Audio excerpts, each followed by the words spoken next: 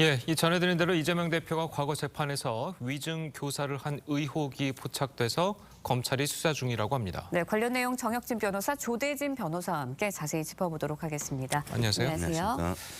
자, 이재명 대표가 위증 교사를 했다는 의혹이 불거졌는데 어떤 재판이었습니까? 그러니까 이재명 대표가 2018년 12월 11일 날 기소가 됐어요. 예. 그 죄명은 두 가지였는데 첫 번째는 직권남용과 그로 인한 권리행사 방해, 그다음에 두 번째는 선거법상의 허위사실 공표였거든요. 예. 그런데 죄명은 두 가지였지만 혐의는 네 가지였는데 왜냐하면 허위사실 공표가 세 가지가 있었다라고 봤기 때문이에요. 그래서 허위사실 공표의 내용이 첫 번째는 대장동 업적을 부풀렸다. 두 번째는 형님 정신병원 관련해가지고 형님을 정신병원에 강제 입원시켰다. 그다음 세 번째가 검사 사칭해가지고 거짓말했다. 이 세 가지였는데 예.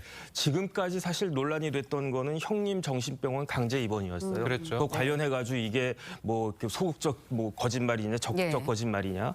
그런데 이번에 밝혀진 거는 검사 사칭 혐의와 관련해서도 이재명 대표가 그 담당자에게 위증을 교사했고 그 사람이 위증을 해서 그래서 이제 선거법 그 자체에 그 재판 자체에 영향이 있었던 것 같다. 이런 그 혐의로 다시 문제가 되는 것 같습니다. 예. 네, 만약에 위증 교사 의혹과 관련한 이재명 대표의 수사가 본격화된다면 이 대표에게는 혐의가 어떤 게 적용이 되는 건가요? 방금 말씀 주신 대로 이제 위증 교사에 관련된 그러니까 본인에 대한 그 증언을 그 허위로 해달라고 유리하게 해달라는 예. 그런 부분들에 대한 혐의가 뭐 추가될 것으로 보이는데요. 예. 지금 검찰이 지금 관련해서 확보하고 있는 여러 증거들이 그러니까 직접 이재명 대표가 전화를 했다라는 그런 사실들 그리고 해당 그 대화의 내용들이 녹취가 어느 정도 되어 있는 것으로 지금 알려지고 있습니다. 그래서 예. 뭐 직접 전화했다라는 거 다른 사람하고 다른 사람을 통해서 전화한 게 아니라 직접 전화했다라고 한다면 이런 부분들 위증 교사에 관련된 부분은 좀 혐의가 인정될 가능성이 높지 않나 싶습니다. 예. 자, 그런데 이제 민주당 측이 어제 밤에 입장을 내놨습니다. 어떤 입장이었냐면 김 씨에게 증언을 요청한 것은 이 백현동 사업이랑은 이제 무관한 별개의 이제 별개의 재판. 그러니까 선거법 위반 사건이죠. 네네. 자, 그 사건이고 위증을 요청한 게 아니고 진실을 증언해달라. 자, 이렇게 요구를 했다고 합니다. 네네. 자, 그리고 이 증인 역시 이재명이 뭐 누명을 썼다라는 이제 증언을 한 적은 없고 변호인이 그렇게 물어보자 당시 이제 이것을 고소한 김병량 전 시장 있지 않습니까? 김병량 전 시장의 성격상 그런 취지의 말은 아닌 것 같다. 오히려 반대 입장을 냈다. 자, 이렇게 민주당이 해명 자료를 냈습니다. 자, 어떻게 좀 봐야 되는 겁니까? 일단 이제 김병량 시장은 돌아가셨고요. 예. 여기에서 이제 검사 사칭 사건이 어떤 것인지를 간단하게 알아야 되는데 이게 파크뷰 특혜 사건 있지 않습니까? 예. 분당 이제 파크뷰가 큰 그 아파트가 있는데 이거를 KBS가 취재를 했어요. 그런데 PD가 검사를 사칭하면서 성남시장 비서실에 전화를 해가지고 그 전화로 이제 취재를 하고 이걸 추적 60분에다가 방송을 틀었거든요. 그런데 이게 검사가 아닌데 PD인데 그런데 검사인 것처럼 시장실에다가 이야기를 했으니까 이게 이제 검사 사칭한 것이다. 공무원을 사칭한 것이다 해가지고 문제가 돼서 기소가 됐는데 이재명 시장이 옆에 있다가 그것을 이제 도왔다는 이야기죠. 그래서 이재명 그 당시 그 후보였겠죠.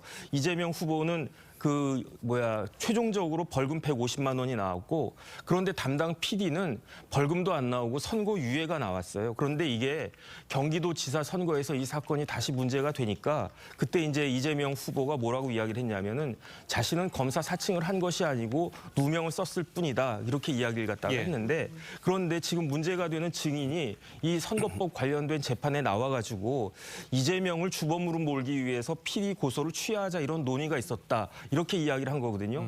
만약에 이 말이 사실이다라고 하면은 이재명 후보가 누명을 썼다고 하는 그 이야기가 상당 부분 이렇게 신빙성 있는 것이었는데 그런데 이 이야기 자체가 거짓이었다는 이야기죠. 예. 그다음에 이 증인이 왜 중요하냐면 이 사람이 이제 김병량 시장의 김병량 시장 사람이었거든요. 그렇죠. 수행 비서였고 그다음에 무엇보다도 이 사람이 전화를 받았던 거예요. 그러니까 이 사람이 그 범죄의 대상이었던 거죠. 그런데 범죄의 대상이었던 사람이 재판에서 증인으로 나와가지고 저 범죄를 저지른 사람이 이러이러하게 해가지고 좀 억울한 측면이 있다. 이렇게 증언을 갖다 하니까 이 증언이 재판에 상당히 결정적인 영향을 미친 거 아니었겠느냐. 만약에 이런 위증이 없었더라고 하면은 이 공직선거법 위반 재판에서 결과가 결과가 또 달라질 수도 있었던 것이 아니냐 이렇게 지금 의심을 하는 거고요.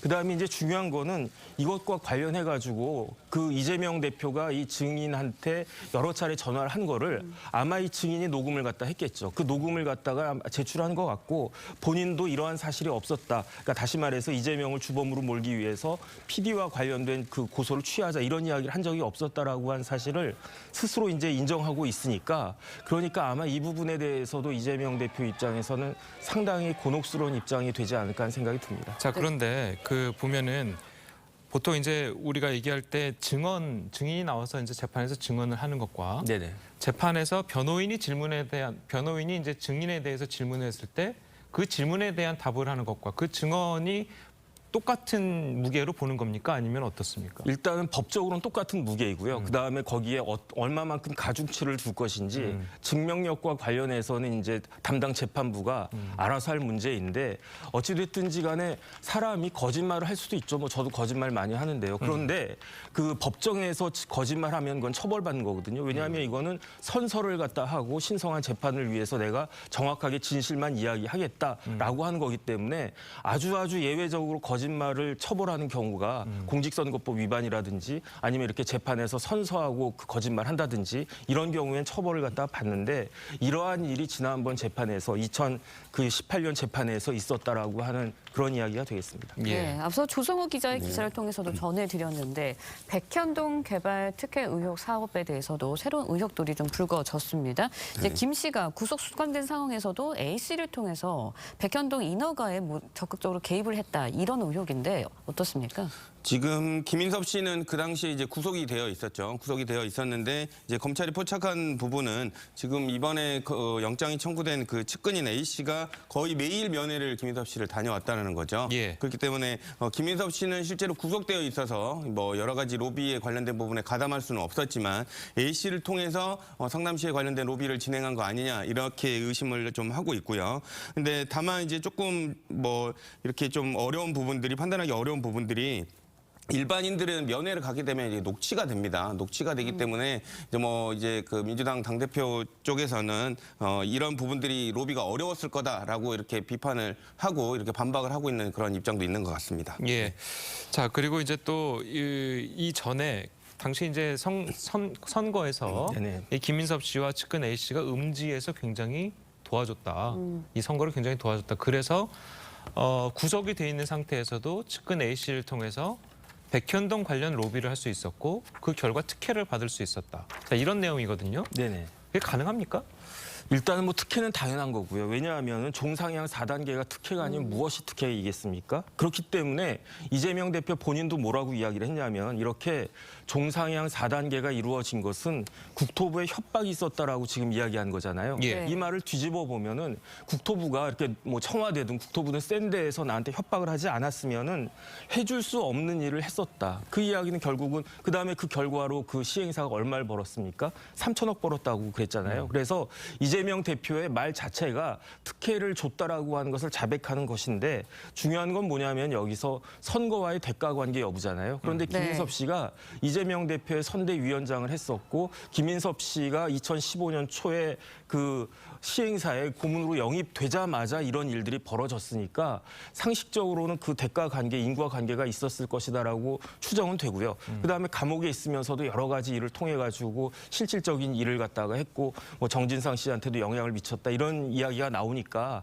그런데 중요한 것은 얼마만큼 김인섭 씨의 입을 열 수 있을 것인가 거기에 이제 대가 관계 여부를 밝히는 핵심이 있지 않을까 하는 생각이 듭니다. 예. 네, 이재명 대표를 둘러싼 사법 리스크 계속해서 늘어나고 있는 것 같아요. 네, 지금 계속 새로운 부분들의 혐의가 좀 나타나는 것 같기는 한데요. 지금 검찰에서는 이 백현동 관련된 사건은 한 5월 정도면 마무리를 할 수 있을 걸로 이렇게 보여진다고 하는데요. 관련된 그 기간이라든지 사업 내용 구조 등이 이렇게 복잡하지 않기 때문에 이런 부분들은 이제 좀 정리가 되면 이재명 대표 측에서는 이 부분들을 종합해서 같이 재판을 준비하는 그런 형식으로 가지 않을까 싶습니다. 예. 자, 이 위증교사 부분이 이제 저희 단독 보도를 해가지고 다시 한번 좀 여쭤보도록 하겠는데, 예를 들어서 이제 이재명 대표가 위증교사로 이제 불법이라는 게 이제 잡히려면 네네. 어떤 식으로 돼야 되니까 민주당이 주장하는 것처럼 그냥 단순히 전화해서 뭐 진실을 증언해 달라는 것이지 위증을 요구한 것이 아니었다. 그냥 진실을 증언해 주십시오. 이 정도 전화를 했으면 그게 위증 교사가 되는 겁니까? 어떻습니까? 그건 전혀 위증 교사가 아닌 거죠. 예. 그렇기 때문에 지금 녹취록의 내용이 중요할 것 같은데 예. 이재명 대표가 아마 이렇게 이야기를 하지 않았을까 추측이 되는 게 이 부분에 있어서는 이러이러하게 다시 말해서 조금 전에 말씀드린 것과 같이 이재명을 잡기 위해서 그러니까 이재명을 주범으로 몰기 위해서 그 PD에 대한 고소는 취하하도록 하는 게 그렇게 이야기하는 게 좋겠다. 그런데 그런 논의가 전혀 없었다는 거 아니었겠습니까? 예. 그다음에 그런 논의가 없었다라고 그 담당했던 그 김병량 전 시장의 그 수행 비서도 그렇게 지금 혐의를 갖다 인정하고 있고 예. 그렇기 때문에 그런 논의가 있었다라고 하는 것을 이재명 대표 측에서 밝히는 것이 중요할 것 같은데 없었던 일을 밝힐 수가 있을까 하는 생각이 좀 듭니다. 그러니까 또 이제 민주당이 이야기하기로는 오히려 이 증언은 변호인이 당시에 이제 질문을 했던 내용이고 네네. 거기에 대해서 이제 이 증인은 오히려 당시 뭐 김병량 시장의 이제 성품상 그런 취지는 아니었습니다. 자, 이런 식으로 오히려 반대되는 입장을 얘기했다는 게 이제 민주당의 주장이거든요. 그런데 변호인이 질문을 했건 뭐 그 피고인이 질문했건 증인이 위증을 한 것은 사실이 아니겠습니까? 예. 그러니까 이 사람은 이제 위증죄로 이미 구속영장이 이제 청구가 된 그렇죠. 거고 그렇게 위증을 한 것에 대한 원인을 누가 제공을 했느냐, 그렇게 위증을 하도록 누가 교사를 갖다가 했느냐, 그것이 이재명 대표다라고 하면은 거기에 대해서는 책임을 질 수밖에 없지 않나 하는 생각이 드는 거죠. 그러니까 결국은 검찰 수사를 좀 지켜봐야 되겠군요. 네, 녹취록의 내용이 굉장히 중요할 것 같습니다. 네, 예, 알겠습니다. 자, 오늘 두 분 변호사님 말씀 여기까지 듣겠습니다. 잘 들었습니다. 맞습니다.